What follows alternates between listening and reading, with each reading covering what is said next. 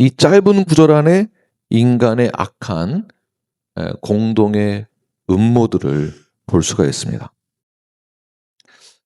아마 그들의 입장에서는, 사내들 입장에서는 예수님의 가르침, 예수님의 공생의 기간의 사역들과 자신들이 충돌을 했다라고 아마 보여줬을 것입니다. 그러나 이 장면을 통해서 불의한 이 세상 속에서 하나님의 구속 사역이 어떻게 진행되는 것인가, 이것을 오늘 이 한 구절을 통해서 함께 나누기를 원합니다. 사내들인 전체는 합법적인 그런 위장을 통해서 마치 자신들이 유대 최고 종교 사법 기관으로서 아무런 문제가 없다라는 것을, 공정하게 했다는 것을 내비치기 위하여서 새벽에 71명이 모여서 결정을 내리게 됩니다. 왜 이런 결정을 내리는가?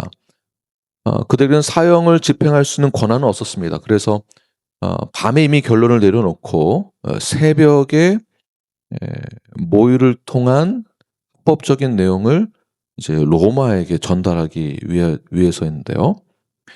왜 새벽에 모이는가? 이것은 단순히 이른 시간에 그들이 일찍 모여서 뭔가를 이렇게 시간적인 차원에서의 이러한 표현이, 새벽에 모였다는 표현을 한 것이 아니라 의도적인 위장을 하기 위하여서 새벽에 모인 것입니다. 왜 그러냐면 합법적인 것처럼 보이게 하면서 그 시간대에 유대인들에게 있어서는 유월절 기간이었기 때문에 각 처소에서 예루살렘으로 다 모여 있었습니다.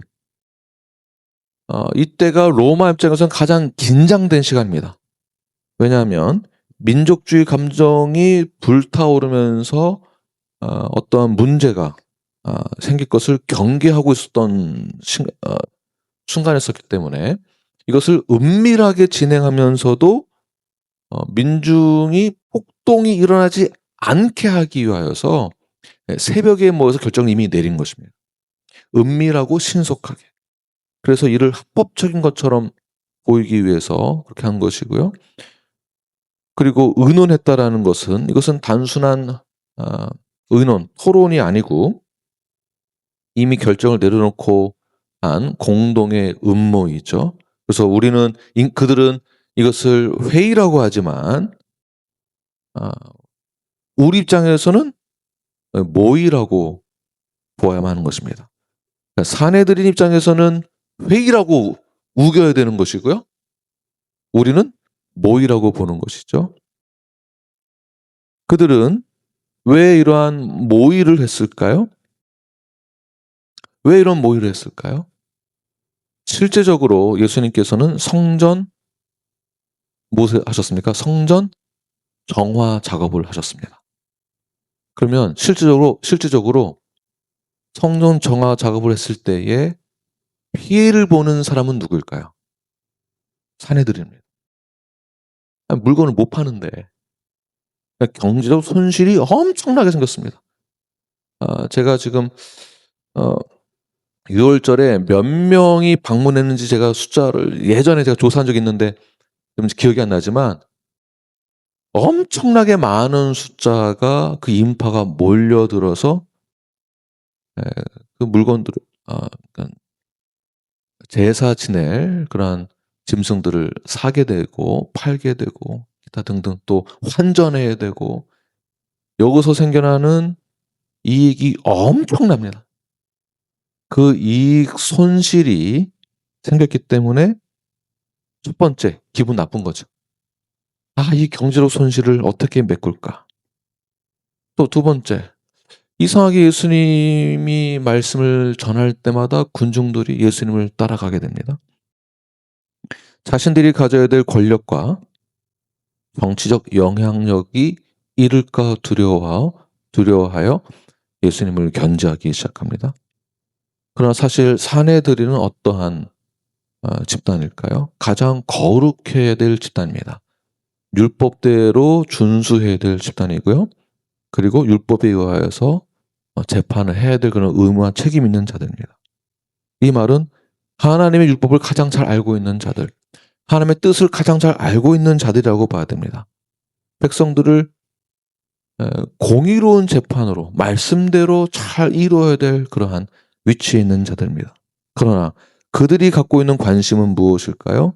예수님에게 죄가 있는가 없는가 공의로운 재판을 하는 데 목적이 있는 것이 아니라 내 자리가 안전한가 안전하지 못한가.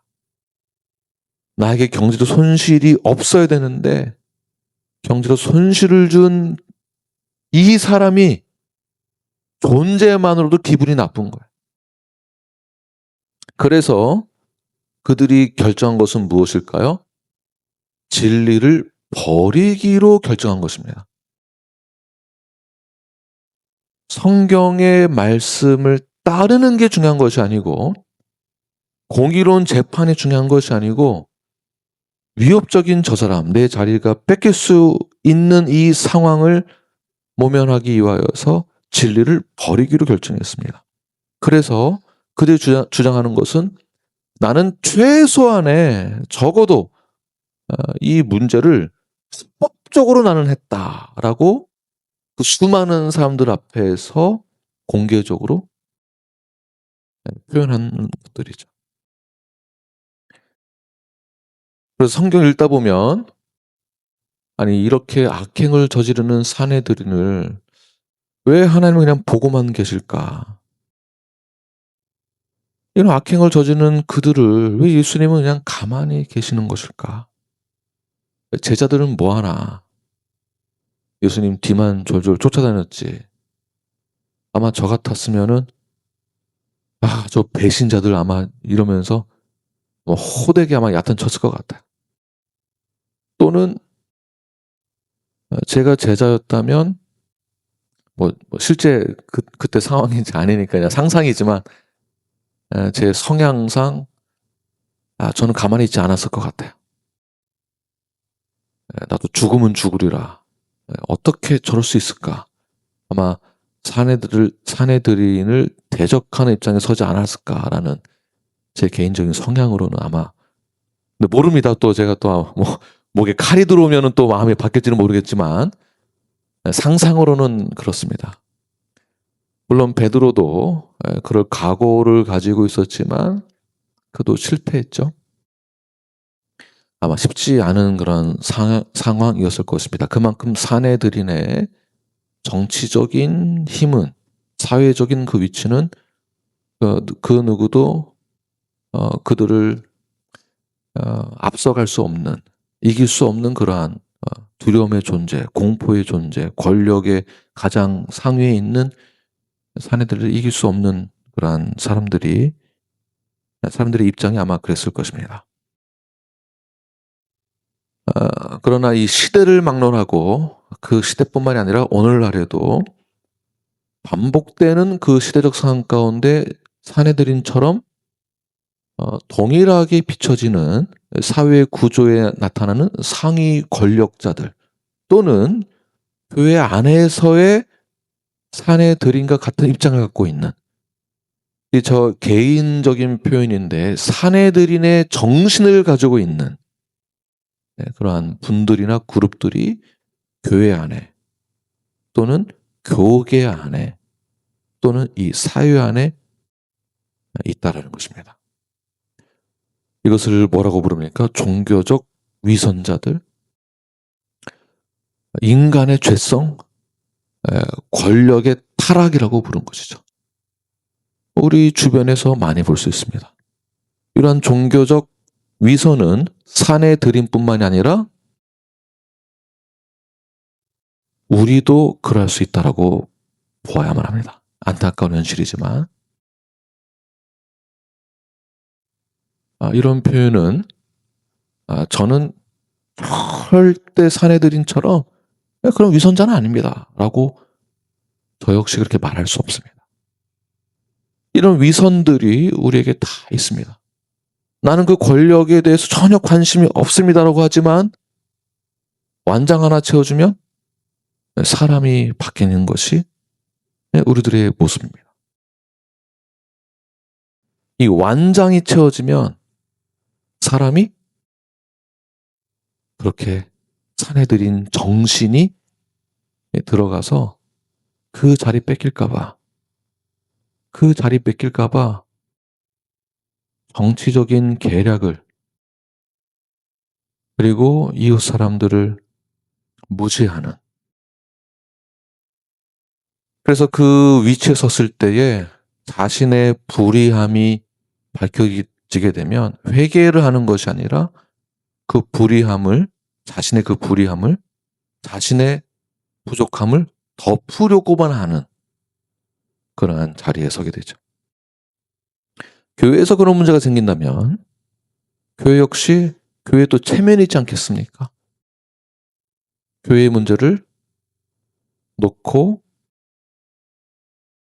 회개의 자리에 서려고 하는 것이 아니라, 교회에 문제가 생기면 돈을 써서라도 그것을 덮어버리려고 하는, 불의를 덮고 문제를 덮어버리고, 내부에 어떤 비난의 문제가 생겼을 때에는 사과를 하기보다는 그 비난을 덮어버리기 위하여서 수많은 방법을 통해 우리는 사내들의 정신에 입각하여 그 문제를 해결하고 하는 그런 악한 음모들이 사실 우리 안에도 있고 당연히 있을 수 있습니다.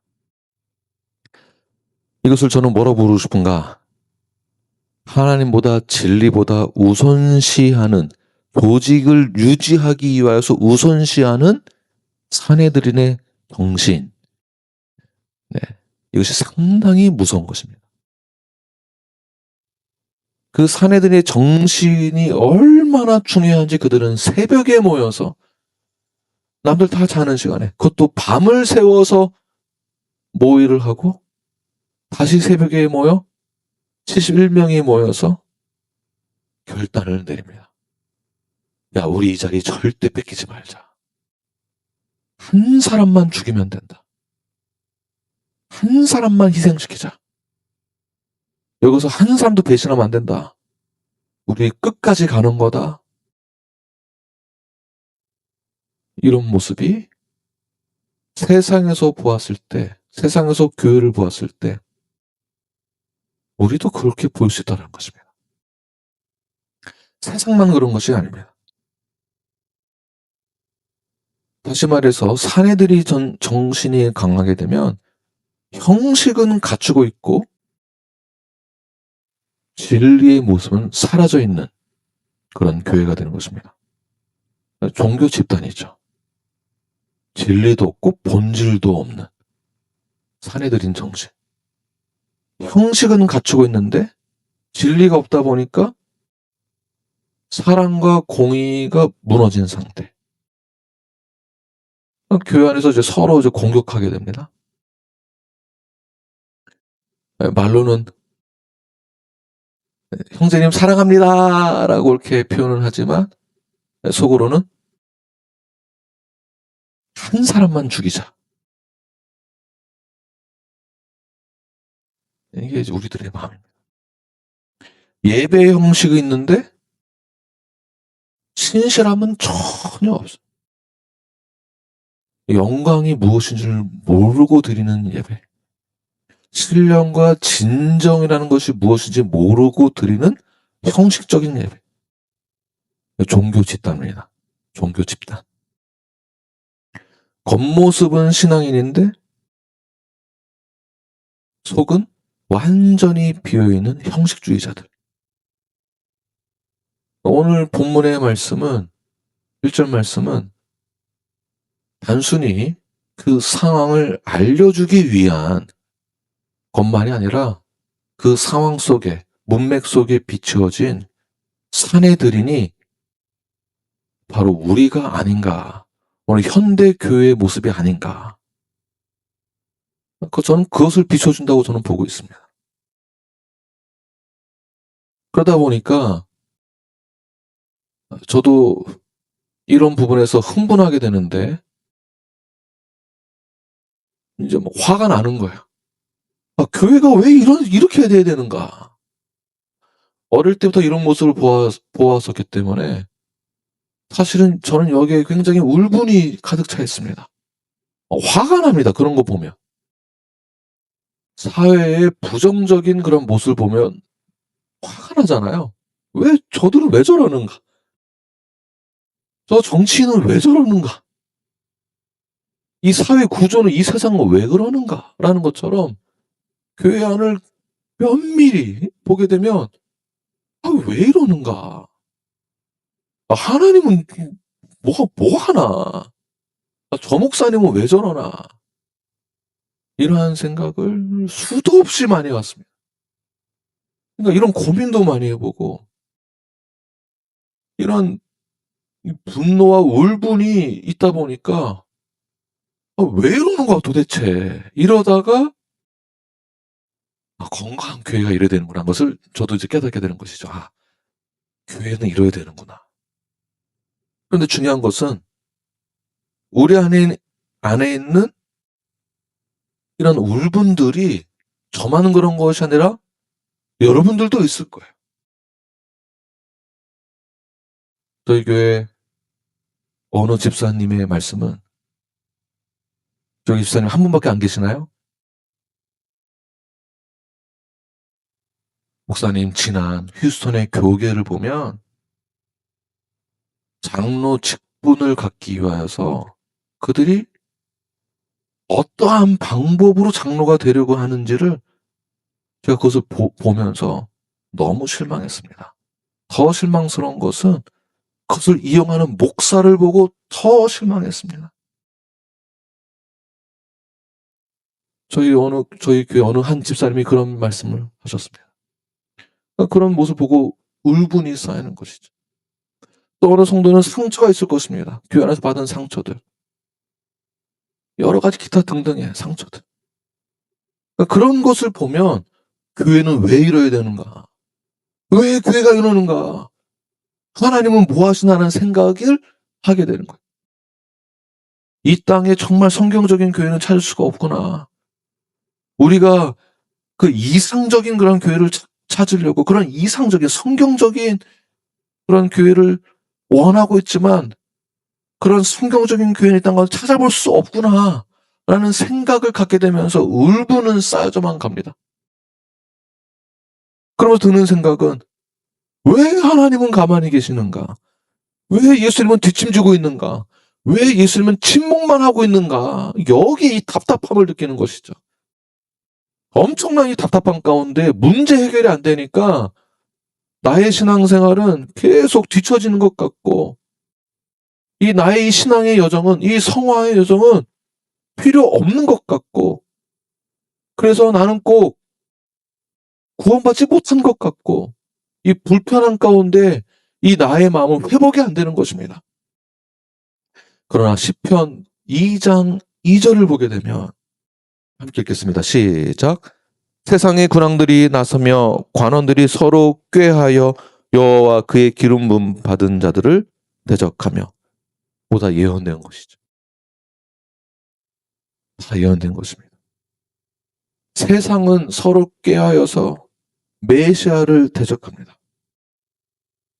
그러나 오늘 본문 이후에 예수님께서 26장부터 그 이후의 내용들을 쭉 보게 되면 예수님은 계속 공격받으시고 우리는 그 모습을 보면 울분은 쌓여져 가고 그러나 결말을 보면 무엇을 알 수 있습니까?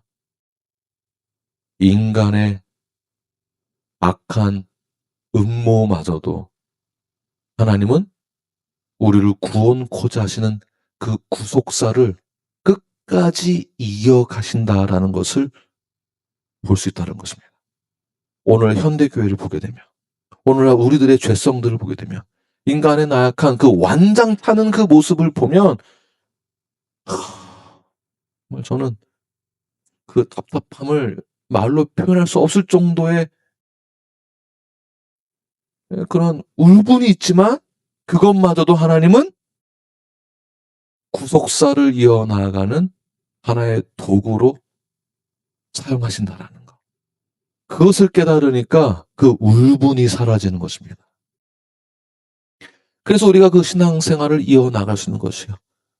음모가 있고 악담이 있고 좌절이 있고 고통이 있지만 그러나 앞서서 역사하시는 그 뒤에서 역사하시는 하나님의 크고 넓으신 구속사의 그 계획들을 보게 되면 그것은 하나님의 구원 계획과 하나님의 주권과 하나님의 섭리가 모든 것을 담고 있다는 것입니다. 그래서 우리는 그 음모를 보고도 좌절할 수 없는 것이에요. 인간적으로 보면 답답해 죽겠고 차라리 이 신앙이고 뭐고 다 때려치고 싶을 정도의 분함이 있지만, 그러나 그 뒤에서 역사하시는 하나님의 주권을 보게 되면 하나님 살아계신 게 맞구나. 결국 예수님은 죽으시지만 죽음으로 끝나는 것이 아니라 부활하신다라는 것을 구약의 예언들을 통하여서, 선지자들의 예언들을 통하여서 그 구원을 완성하시는, 그 구원 계획들을 완성하시는 성부 하나님의 그 주권, 그 공의로우심, 여기에 우리는 은혜를 받아 불공평한, 불공정한 이 세상을 살아갈 수 있는 것입니다. 그러니까 울분이, 제가 말한 것은 울분이 절대 쌓이면 안 된다 이런 말이 아니라 울분 쌓일 수 있습니다. 그거 당연한 겁니다. 화 있을 수 있습니다. 당연합니다. 그러나 울분과 화로 끝나는 것이 아니라 하나님의 은혜를 더욱더 경험하게 되는 통로가 된다는 것입니다. 아멘이십니까? 네. 요셉을 한번 보십시오. 요셉은 형제들에게 미움받고 버림받고 죽임을 당했다라고 보죠. 그러나 죽음 너머에 결국 그의 인생이 바뀌게 됩니다. 노예와 죄수로 살기도 하지만, 그런 악한 사건들이 그에게 있었지만 요셉이 마지막에 뭐라고 고백을 하게 될까요? 창세기 50장 20절 말씀 함께 읽겠습니다. 시작. 당신은 나를 헤아려 하였으나 하나님은 그것을 선으로 바꾸사 오늘과 같이 많은 백성의 생명을 구원하게 하시려 하셨나니. 형제들은 악을 행했지만 하나님은 그 악을 선으로 바꾸셨다. 나에게도 울분이 있고 여러분들에게도 교회로부터, 교회의 시선으로부터, 세상의 시선으로부터 받는 그러한 아픔과 슬픔과 좌절이 있을 수 있습니다. 아니, 있습니다. 친구에게나 동료들에게나 사회로부터 받은 불이한, 불공정한 그런 대우를 받을 때도 있습니다. 그러나 그들은 형식적으로는, 눈에 보이는 것으로는 다 너를 위해서야 라든지, 나는 그래도 공정하게 했어 라든지, 합리적으로 합법적으로 하는 거야 라는 표현으로 우리는 더 많은 상처를 받습니다. 여러분, 사회에서 다 겪는 것들이잖아요. 법대로 한다고 하고 다 했는데 이미 뒤에서 다 조작해가지고 오히려 역이용 당하는 경우들이 얼마나 많습니까? 여러분, 교회 부지들이 얻으려고 했을 때, 아니 목사님, 지금 저희가 땅 산 것보다 더 좋고 더 싼 땅이 많이 있는데 굳이 더 비싸게 그 돈 주고 왜 그 작은 땅을 샀느냐고 이렇게 볼 수도 있지만, 저도 유혹이 굉장히 많았습니다. 더 좋은 위치에 싸고 큰 땅이 있더라고요. 집사님, 저 땅을 사야 됩니다. 근데 집사님이, 목사님 그거 안 됩니다. 아니, 더 싸고도 넓은데요? 저거 가짜입니다. 가짜. 합법적으로는 문제 없는 땅으로 표기를 해놓고서는 이걸 더 깊이 조사해서 들어가면 쓸 수 없는 땅인 거예요. 그러니까 싸게 파는 거죠. 아니, 생각해 보세요. 제일 좋은 위치에 그 큰 땅을 싸게 판다? 그거 건물 지을 수 없는 땅입니다. 그런 걸 집사님이 이미 다 경험을 하셨기 때문에, 만약에 그걸 저 혼자 일처리했으면은요, 제가 좀 모질이어가지고, 여러분, 저 사기당했습니다. 이러고 찾아와서, 저 용서해달라고. 또 그냥 몇십만 불, 몇백만 불 또 손해보고, 저 사기당했다고. 울고불고, 무릎 꿇고 사과하고, 제가 그 돈 갚겠다고 또 그래야 되고, 생각만 해도 끔찍합니다. 만약에 실제로 그랬으면은, 그러니까 합법적으로는, 서류상으로는 문제 없는 것처럼 포장해 놓고서는, 막상 카운티하고 이제 얘기해서 들어가다 보면 그 건물 지을 수 없는 땅들인 거예요. 그러니까 싸게 파는 거예요. 소나 키워야 될 그런 땅들인 거죠. 그러니까 이러한 사기들을 우리가 세상에서 얼마나 많이 겪습니까? 교회에서도 겪는데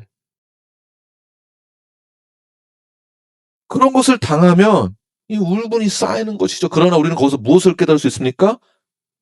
그것을 하나님께서 선으로 바꾸신다는. 결국 나를 돌아보게 하고 하나님의 구원의 계획은, 그 역사는 절대 후퇴가 없다. 여기서 깨달을 것은, 그러므로 우리는 이 세상을 쫓아가는 것이 아니라, 합리적인 것을 쫓아가는 것이 아니라 진리를 쫓아가야 된다. 진리만을 바라봐야 된다. 사내들이는 사람들의 눈치를 보고 사람들을 두려워했고 자신의 이익을 쫓는 사람들이었습니다. 그러나 우리는 이익을 쫓는 것이 아니라, 사람들의 눈치를 보는 것이 아니라 진리만을 바라보고 가는 것. 진리, 여기에 양보가 없어야 됩니다. 그럼 모두가 형식적인 것보다 진리를 더 사모하시기를 바랍니다. 종교적인 것보다 순종에 먼저 앞장서 주십시오. 이 순종은 김 목사가 말하는 데 순종이 아니라 성경의 말씀에 순종하는 것입니다. 절망하는 것보다 무엇을 더 사모해야 될까요? 하나님의 주권입니다. 주권. 이 절망을 밥 먹듯이 하는 분들이 계십니다. 거의 습관식으로 조금만 저기 하면 절망하고 낙담하고 좌절하고. 그거 다 누가 주는 걸까요? 그렇죠. 사탄이 주는 마음입니다. 사탄이 주는 마음. 오늘 기도하실 때 혹시 나에게 이 세상으로부터 받는 불의함 때문에 나에게 절망과 낙담과 좌절이 습관적으로 찾아온다? 오늘 그 선포하며 기도하십시오. 사탄을 물리치시고 하나님의 주권이 나에게 임했음을 믿고 그 주권에 순종하는 것입니다. 그 주권 가운데 하나님은 살아계시고 하나님의 그 구속사는, 구원 계획은 반드시 이루어진다라는 것을 선포하시면서 하나님의 주권을 선포하십시오. 세상의 시선이나 사람들의 시선을 두려워하지 마시고 현실의 불안함, 무리함에 집착하지 마시고 하나님의 주권을 바라보시면서 진리를 바라보시면서 하나님의 그 구속사를 신뢰하며 나갈 수 있는 그러한 신실한 믿음의 주의 백성 될 수 있도록 인도달라고 그렇게 기도하시며 나아가시는 저와 여러분이 되길 간절히 축원합니다.